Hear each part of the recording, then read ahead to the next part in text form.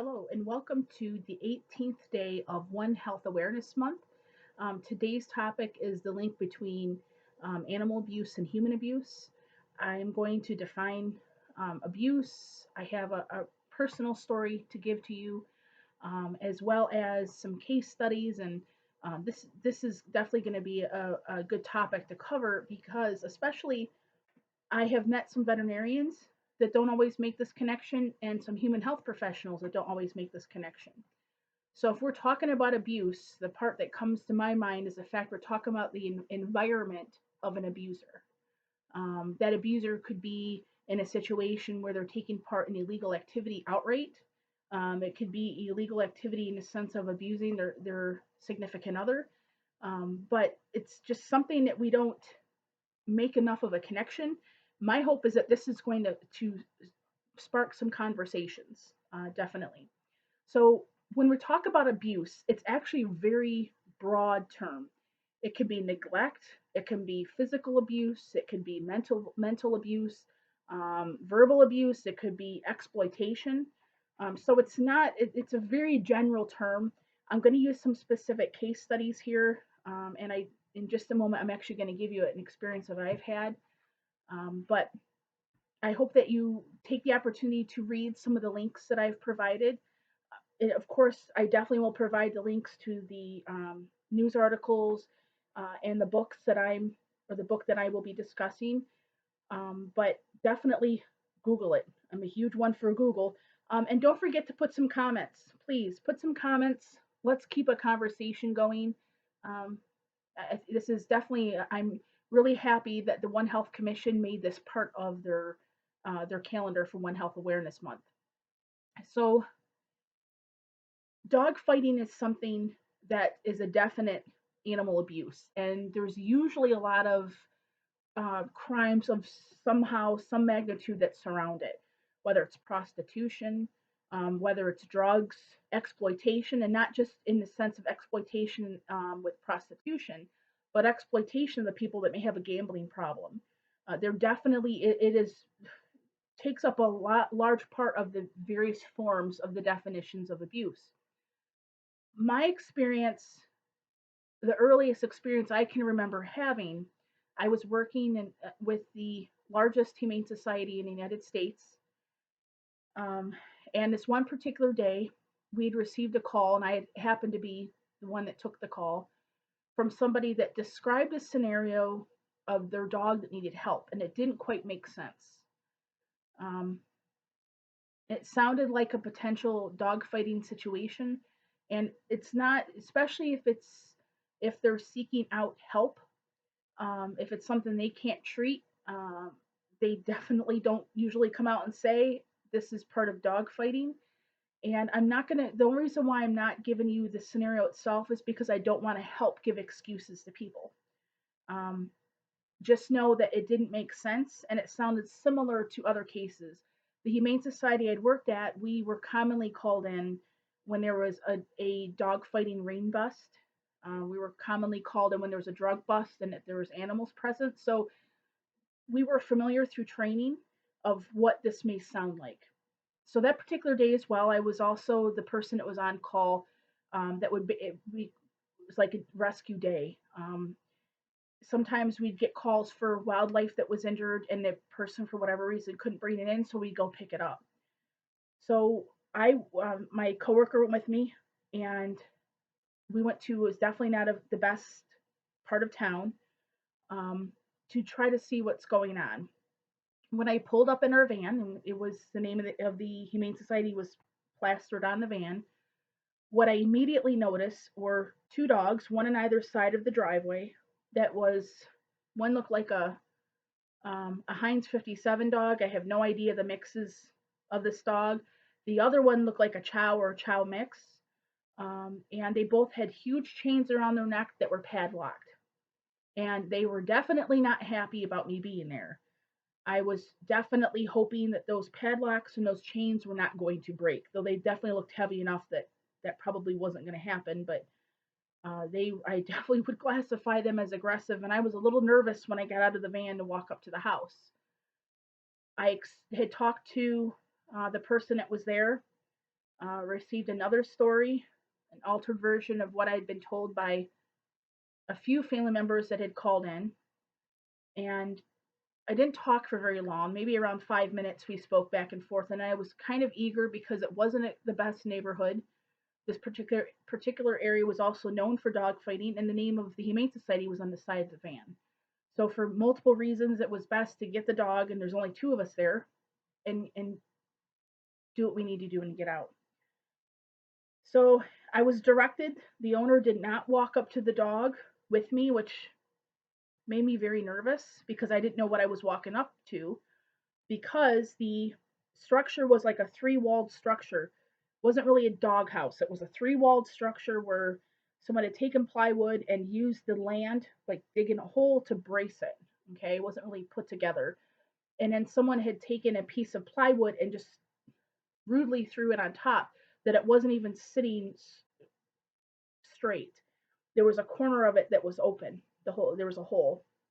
Well, the way it was facing, the front was facing away from the driveway, so I couldn't see the dog. All I could see was a large chain, just like how I had seen with the other dogs, was going inside into what would be the front opening, but I can't see the dog, I can't hear it. I started talking to it, trying to see if it would come out, because I was very uneasy because I don't know what I'm walking up to. Now, my coworker who was with me was a large male, but we had decided it would be best for me to try this first, because we didn't know if this dog had male aggression issues, and dogs tend to be more at ease with females. So it was a risk, but it was better for me to attempt this than him. So as I approached, real cautiously, talking very easy, um, hello there, boy. How are you doing? Trying to keep a very calm, slow voice, peeking around the corner, and there what I see is this white pit bull or pit bull mix looking back at me, laying down upright, but laying down, and a slow thump of the wag of the tail while I'm talking to it. Now, this took place more than 10 years ago, and it's something that, even as I'm telling you, it's incredibly vivid. I can recall every part of that whole situation, and it's something in my life that I will never forget. And I was still cautious because a a wagging tail doesn't always mean happy, or what we call as happy. It can just mean a generalized excited state, and it can also mean anxiety. And I definitely did not want the dog to have a sudden burst of energy to come after me. I didn't want to test the strength of that chain that the dog was on. So I started to walk up to it, and I realized, and as the dog's becoming more clear, because again, it's a little dark in there, and it's becoming more clear, I'm seeing that it looks like Swiss cheese. There are bite wounds all over the dog's neck, all over the dog's chest, his head. And I see how sick this dog really is. This is obviously, this was not fresh wounds. This is something that had happened a while ago. And my objective was to simply get the dog back to the Humane Society as quickly as possible. I decided to go back to the van and get a muzzle and a blanket, and I again was going to try to move the dog on my own. I estimate the dog was around 50, 55, maybe, I don't think quite 60 pounds. But this is a dog, fighting dog, definitely unpredictable, regardless how friendly inmates seemed. And I needed to protect myself and the dog. So I decided to muzzle it and to carry the dog back. Um, the dog was in awful shape, and it never fought me. And part of it, I do think uh, the dog was very sick, but on another level, the dog was getting attention that it probably had never received. The unfortunate part with a situation like that is the dog was euthanized, and um, the injuries were way too severe. The dog, like I said, this was not something that had just happened, and it required it. required definitely the ultimate definition of humane death at that point. And it's a bittersweet relief because you know the dog's not suffering any longer, but then you realize that this is probably the life the dog had in such a short period of time, the pain and the suffering and the betrayal from the human that owned it, um, is just awful. So when you have dog fighting situations, as I said, it's the culture that surrounds the dog fighting. We in many states there are I shouldn't say many. Some states require veterinarians to report when they believe that dog fighting, there's a possibility for dog fighting. Um, there's a certain period of time they have to report it. So I highly recommend you look up in your state, with the law. Now it is a federal. There's a federal ban with dog fighting, but I highly recommend that you look up and see what your state law is with how quickly you are to report it as well. So we have dog fighting. That's one example of a form of animal abuse, and all the culture that seems to surround it. Well, there was something I had read a couple weeks ago that really surprised me, and I've been trying to follow to see what's happening with it. And that is, one of our territories, Puerto Rico, is trying to change um, their laws to allow cockfighting. Now, again, we're talking about the fact that these are animals that fight to their death. We're talking about situations where the exploitation and the abuse that surrounds it, prostitution, drugs, and definitely exploitation of the people that may have gambling problems. The culture should not be supported, in addition to the fact of the abuse that's taking place directly to those animals that are involved in preparing for that fight and in the fight itself. I hope that that's something you follow as well. There is a federal ban that went into effect on cockfighting. I'm hoping that that's definitely going to stop and prohibit Puerto Rico from taking it any further. I hope they think again about, um, continuing that culture, is that part of culture which is definitely not beneficial to the animal and definitely not beneficial to the people of Puerto Rico. So there's so much involved with trying to identify abuse, whether it's from a human health clinician, a veterinarian, a public health professional that may have been alerted to some form of some, um, potential law breaking scenario that turns out there is an abuse involved, whether it's human or animal. So I want to talk now about a few case studies from a few different organizations and people that really help put this into perspective why this is so important, especially as a One Health awareness month topic. So I have an article here, and like I said, this will be posted on the link on the links listed above. So please look for it. I'm not going to read the whole thing. This is 6 pages, but this article is written after an interview with Dr. Melinda Merck. Dr. Merck has really been a pioneer with veterinary forensics when it comes to, um, helping veterinarians and as well as law enforcement with identifying potential animal abuse cases. Okay, so in this article, there are a few things that stood out that I want to bring up here. So she was in a practice and at one point had set up her own practice. And a year after she set up her own, this is again, Dr. Melinda Merck, she had a distraught woman showed up with a dog that had been stabbed by her boyfriend. Merck says. Once again, she alerted the authorities. But this time, the behind closed doors scene was more complex. When the police questioned the couple, it emerged the dog wasn't the only victim of abuse in the household. The boyfriend was arrested for domestic violence against his partner. So it was something that a case started off as, a woman had reported that her boyfriend had stabbed her dog, and come to find out, she was also an abuse victim as well. A study by the Chicago Police Department revealed a startling propensity for offenders charged with crimes against animals to commit other violent offenses towards human victims. A survey of women in domestic violence shelters indicated that 71% had partners who abused or threatened to abuse pets. Okay, so John Thompson, the deputy executive director of the National Sheriff's Association. I actually have another article I'm going to briefly discuss that is actually from them. Um, is the one who convinced the FBI to reclassify animal cruelty last year. So this article was written in 2017. So he convinced them in 2016.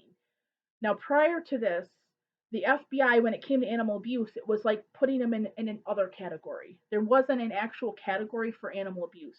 So this gentleman, John Thompson, had helped convince the FBI that this needs to be a whole nother category in and among itself. I put my hands up. I spent 35 years in law enforcement and couldn't have cared less about animal abuse, said Thompson, who sits on the FBI's Policy Advisory Board. I was stupid. No one was educated. It's how we used to think about domestic violence. If a woman is getting beaten up by her husband, why doesn't she just get out of the house? Thompson pointed to the case of Alexander Hernandez, who was arrested in California in 2014 for shooting a dog, a crime that might in some states pass as a misdemeanor or criminal damage and not become grounds for further investigation. But when the police ran ballistics on Hernandez's gun, they identified him as the man behind a series of murders. So because they had investigated that case, it looked like animal abuse. It turned into a situation where he was arrested and charged with murder. Okay? So these studies don't imply that all people who harm animals are hiding their crimes, nor do they suggest that a first-time animal abuser is destined for a future of malfeasance. Nevertheless, Merck takes the results to mean that abuse cases do deserve closer scrutiny. So I'll tell you how I look at this as a professional.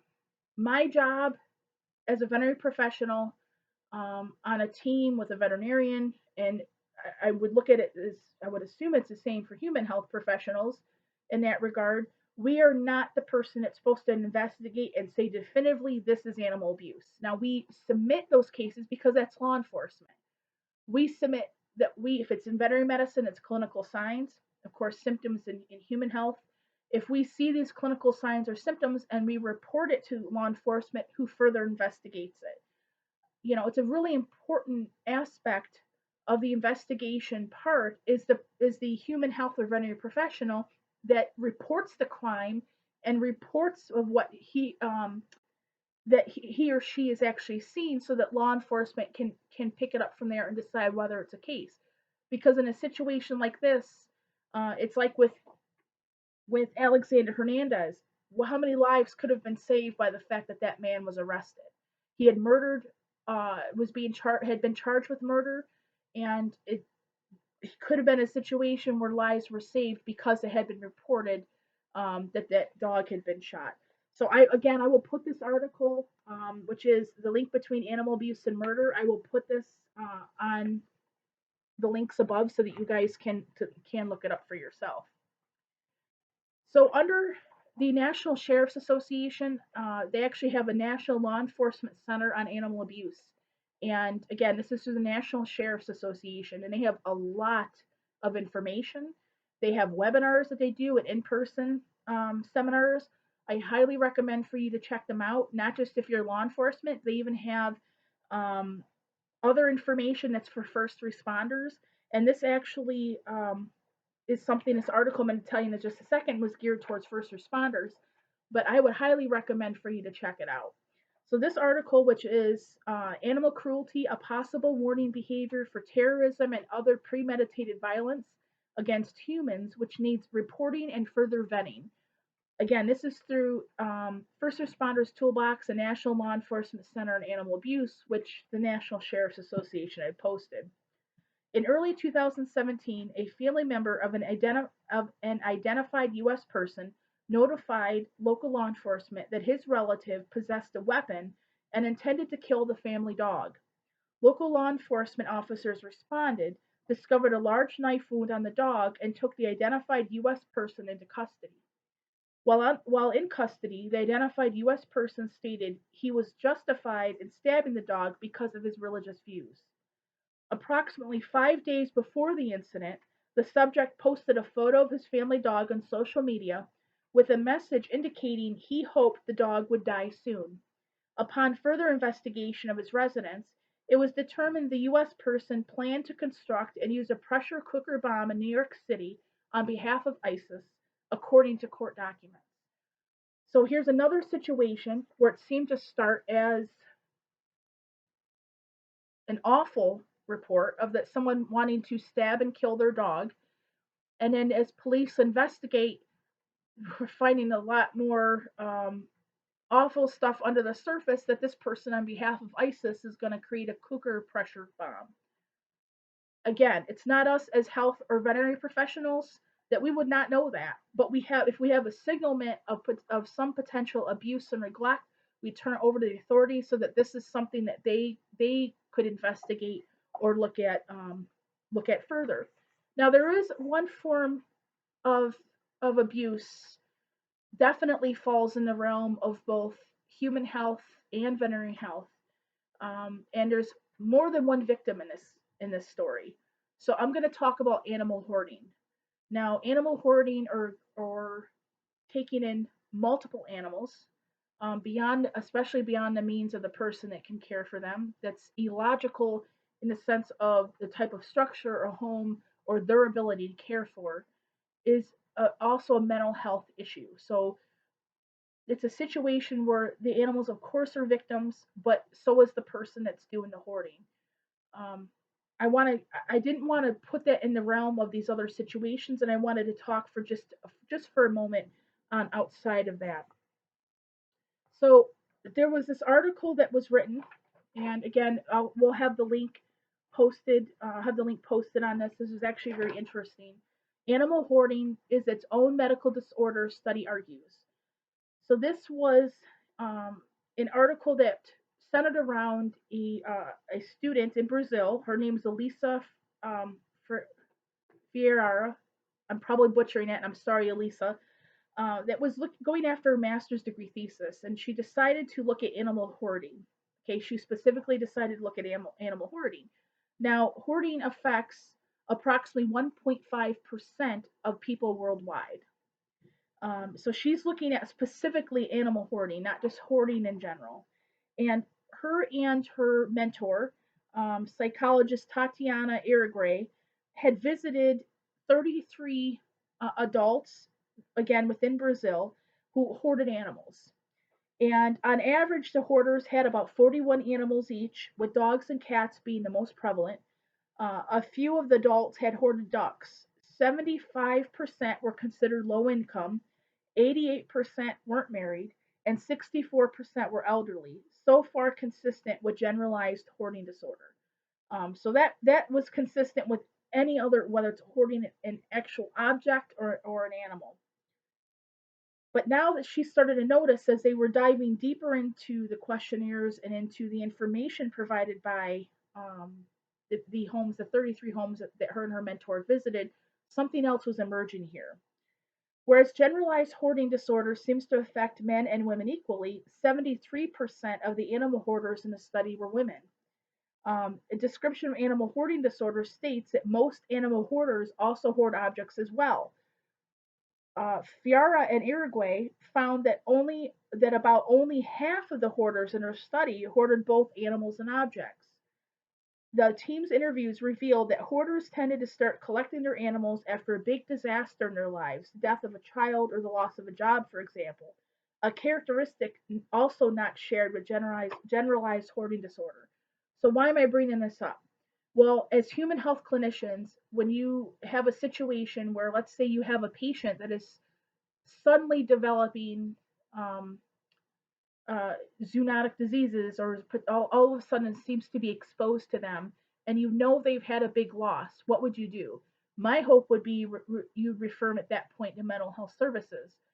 As a veterinary professional, and you're seeing that someone is taking in a large amount of animals that you're aware of, because even if they don't come to us in clinics, sometimes we hear situations through the grapevine, so to speak. What are we doing about it? And one thing I want to say as a veterinary professional that I hope we're doing, I do ultimately believe that there's more than one victim, and it's not just the animals. When it comes to true hoarding, um, the person definitely needs mental health treatment of some kind. The logically you're going to think of what you physically can care for, what you financially can care for, what you can keep in your home. You're not going to let situations build up that it's dangerous for you or the animals if you're truly trying to help them. So the victim in this case is also the person that is hoarding. Um, so Fiora said, they think they are missionaries. They act like they are saving these animals' lives and that they are the only ones who can care for them, she said. When you speak to someone who's hoarding objects, they don't say things like that. Instead, they say they are keeping things because they think they might need them someday. So she makes an important distinction. Now, as far as I know, I couldn't find anything if this went through where the animal hoarding was being separated as its own mental illness. But it definitely was a wonderful paper to spark this discussion of who would be involved, who may see something like this and need to report it and or need to send the client or the patient, depending on which profession we're talking about, to refer them for assistance or help. So the last topic, or the last one I want to show here, um, this is a really good book, and it happens to be that one of the authors of this book is Dr. Melinda Merck, which is one of the articles that I read to you. This is by Dr. Leslie Sinclair, Dr. Melinda Merck, and Dr. Randall Lockwood on forensic investigation of animal cruelty. Now, the one I have is from 2006. Um, I would not refer to this for laws because there are laws now that have been enacted that are felonies and not misdemeanors. And so I definitely, that part, at least it has the links in here or resources where I could go to at the state level to get that information. However, that's only a chapter or two of the book. The rest of it was how do we approach situations or scenarios where we believe in a veterinary profession there's abuse, and how do we record it? How do we collect evidence and identify it actually as a potential for neglect or abuse? And there's one part in here, and I'll have the link for this book as well. And it was chapter 17. There's a chapter specifically on animal hoarding, and I'm going to read you this one paragraph that's out of here. Just west of Modesto, California, in August of 2000, animal control officers found themselves facing a horrific scene. 212 cats and kittens and the remains of at least 60 dead cats filled the home of a 48-year-old woman. Litter pans were overflowing and the stench and filth were so bad that the woman had been living in a small tent in her backyard for some time. Dead cats in plastic bags, strewn around empty cat food containers and a broken freezer, were found in the home's garage. Some of the remains were so entwined that it was difficult for officers to count bodies. Fined for owning more than 50 cats in 93, so they went in, and this is being documented in 2000, but she was fined for having more than 50 cats in 1993. The woman now faced multiple counts of felony cruelty to animals. The officers faced the grim task of removing the live and dead animals and documenting the crime. The victims were so numerous that the county was forced to rent a facility to house the survivors. Now that's an extreme case, um, and but I guess the point that I really want to stress with that, the reason why I read that, um, she was fined in '93 for having multiple cats. One of the things that I'm hoping, like especially with this One Health awareness month, that hopefully we have human health and veterinary professionals that are looking at videos that are looking at links, that are going to the One Health Commission, talking to other colleagues, is that in a situation like that, and I don't know her backstory, I have no idea because that part's not in there, but was this woman sent or referred for mental health when um, she was fined in 1993 for having more than 50 cats? And this is why I say this: who has more than 50 cats? That is not a typical situation. It's not a situation to help because you would realize at some point that those animals are beyond. And to me, um, it's beyond logic. It's beyond the woman believing that she can actually help if she has more than 50 cats that are in her care. So I'm hoping that one of the great things about this One Health Awareness Month is that we're going to be collaborating more with each other. talking more with each other. If you're a veterinarian and you see a situation where you think the person is hoarding, are you recommending to that hoarder for them to talk to their physician, to seek mental health services? What are you doing to help the victim? I'm not talking about legally. I'm saying to help the victim so that we prevent this from happening again, not just legally, but also mentally, to treat her as someone that needs treatment. Someone that needs treatment. So to recap for today, the 18th day, the talk was very broad about animal abuse. And animal abuse is something that can be direct, be physical abuse, but it can also be exploitation, and it can also be a situation like with hoarding. And I'm hoping that we keep the conversation going. Please don't forget to look at the links. I provided multiple links, and including to the articles and the book that I used today as examples. And let's keep the conversation. There's a comment space right down here. So let's keep the conversation going, and let's talk about what we can do as professionals um, to aid in helping others, and even help and enable others to help our community, and to keep our communities healthy as possible, mentally and physically. So I look forward to seeing you tomorrow on the 19th day, and I hope you have a wonderful afternoon.